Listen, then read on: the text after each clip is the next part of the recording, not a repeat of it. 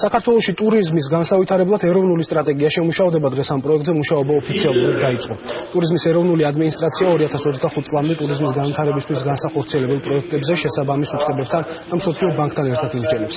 სტრატეგიის მთავარი მიზანი ტურისტული ინფრასტრუქტურის მოწესრიგება, ახალი მარშრუტების შექმნა, მარკეტინგული გეგმის შედგენა და საქართველოს ტურისტული პოტენციალის ხელმისაწვდომობა იქნება. სტრატეგიის შემუშავება მომავალი წლის მარტის თვემდე უნდა დასრულდეს.